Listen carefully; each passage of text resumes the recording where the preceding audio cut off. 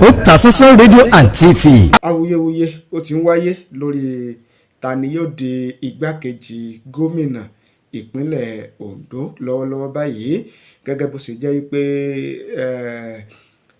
lọ́gán tí ìròyìn jáde wípé gómìnà Rotimi Akeredolu pé ó ti dágbére fáyé, pé ó ti jẹ́ ìpè Ọlọ́run.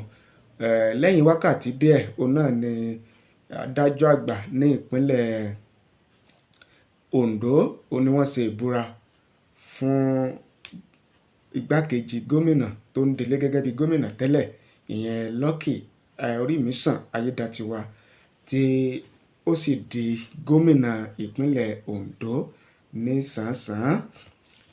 Gẹ́gẹ́ bẹ́ẹ̀ ṣe mọ̀ yìí pé igbákejì gómìnà ò ní Lucky Ayedatiwa tẹ́lẹ̀, tó sì di gómìnà ìpínlẹ̀ Ondo lọ́wọ́lọ́wọ́ báyìí lẹ́yìn ìbúra tí wọ́n sì fún, tí wọ́n sì gbé agbára ìṣèjọba lé lọ́wọ́. Látìgbà náà ni ipò igbákejì gómìnà ló ti ṣòfò ní ìpínlẹ̀ Ondo. Látìgbà yẹn òun náà wà ní oríṣiríṣi ọ̀rọ̀ ló ti ń jáde wípé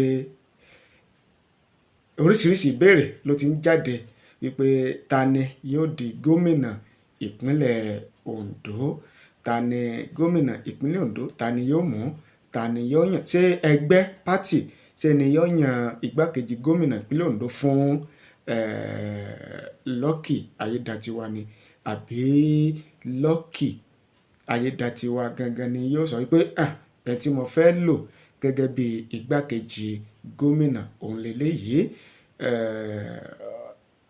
Àwọn ọ̀rọ̀ yìí òun náà ni ó ti ń jà rìnrìn lẹ̀ ní ìpínlẹ̀ Ondo.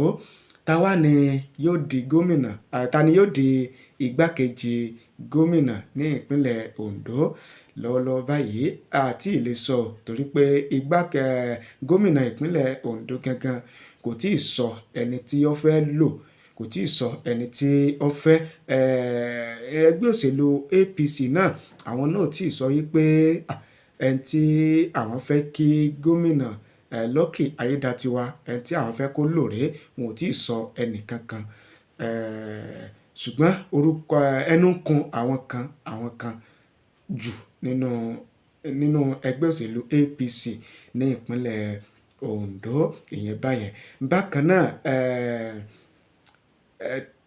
àwọn kan ti ń kọ̀wé fipò sílẹ̀ nínú ìṣèjọba ìpínlẹ̀ Ondo lọ́wọ́lọ́wọ́ báyìí. Lára àwọn tí wọ́n ti ń kọ̀wé fipò sílẹ̀ náà láti rí kọmíṣánná alákòóso fún ètò ìṣúná ní ìpínlẹ̀ Ondo. Ó ti kọ̀wé fipò sílẹ̀ pé òun ò ṣe mọ́, ó ti tó gẹ́ pé òun ò bá ìjọba Ayedatiwa ṣiṣẹ́.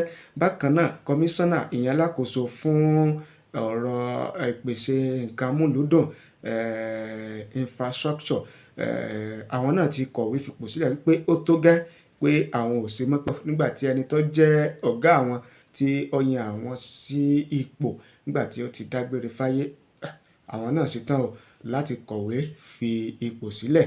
Wọ́n sì kọ̀wé fipò sílẹ̀ lẹ́yọ̀sọ́ka, àti àwọn míì nínú tí wọ́n jẹ́ bí PA, ìyẹn personal assistance to the governor on new media, on photography, on political matters, on special duties àtàwọn bẹ́ẹ̀ bẹ́ẹ̀. Wọ́n ti kọ̀wé fipò sílẹ̀. Kí ni èrò tiyín, kí ni ìwòye tiyín lórí bí àwọn èèyàn bí wọ́n ṣe ń kọ̀wé fipò sílẹ̀ pé àwọn ò bá gómìnà Lucky Ayedatiwa pé àwọn ò bá iṣẹ́ mọ́? Ta ni ẹ̀yin rò pé ó ṣeé ṣe kó di igbákejì gómìnà ìpínlẹ̀ Ondo, tí ó bá jẹ́ pé Lucky Ayedatiwa òun náà ni ó fẹ́ fa ẹni tí ó jẹ́ igbákejì gómìnà sílẹ̀? Ta ni ẹ̀yin rò wípé ó ṣeé ṣe kí Lucky Ayedatiwa kó yàn gẹ́gẹ́ bí igbákejì? Tó wá jẹ́ pé ẹgbẹ́ APC ní ìpínlẹ̀ Ondo náà ni ó fẹ́ yàn ló fẹ́ yan ẹni tí yóò jẹ́ igbákejì gómìnà fún Lucky Ayedatiwa, ta ni ẹ̀yin rò wípé ó ṣeé ṣe kí pátì kó yàn fún Lucky Ayedatiwa? Ẹ fi èrò tiyín ẹ fi ṣọwọ́ sí wa láàyè comment nísàlẹ̀ fídíò yìí, a kà á sì gbé yẹ̀wò. eléyìí náà la ní ká mú wá kájọ dá sí kájọ gbéyẹ̀wò gẹ́gẹ́ bí ohun tó ń lọ ní ìpínlẹ̀ Ondo. Ẹ ṣé o, àdúpẹ́ àmọ̀rírì yín.